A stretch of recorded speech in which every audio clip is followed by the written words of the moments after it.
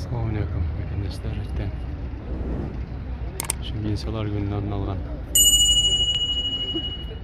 Farad ötkön turata şu bugün 31 oktyabr dayarda işleri жүріп атат Allah баяндында жақта тізіліп біздің әскер милициялар бар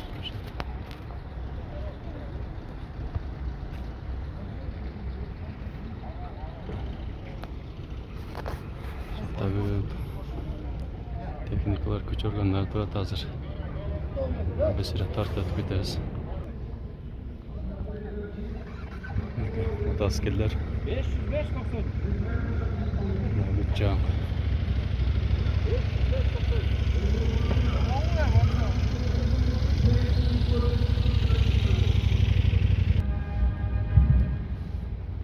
Yaklaşık Cenk lockdown var.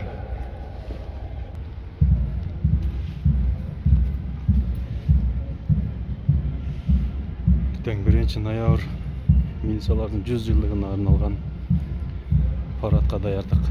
Bugün 31 oktyabr 2024 yıl. Hatta günkü bugün Beyşembe.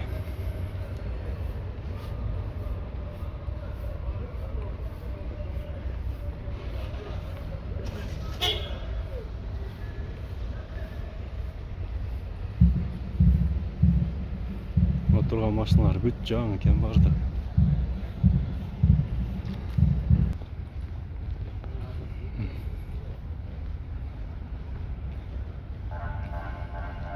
Teknikler büt bari canlangan eken.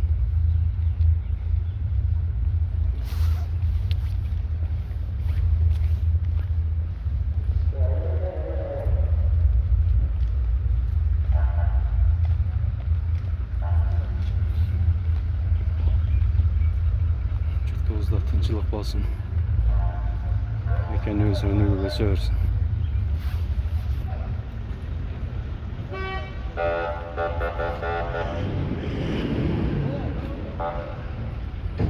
Kölde uçuyor. Teknikler.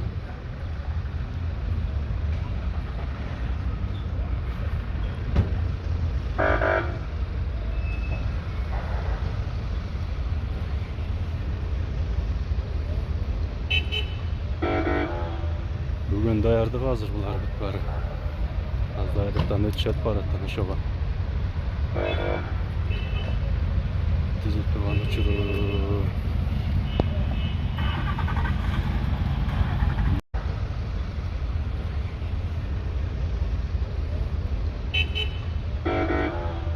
Bugün dayardık hazır bular bitbari. Az dayardıktan ötüşet barattan şoba.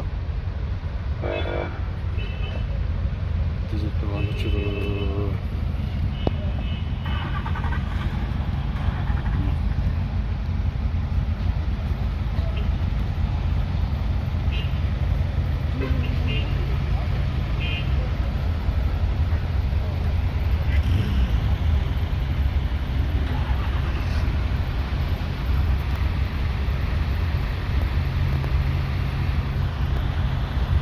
Bizim Ecilal Tanrı'nda askerler.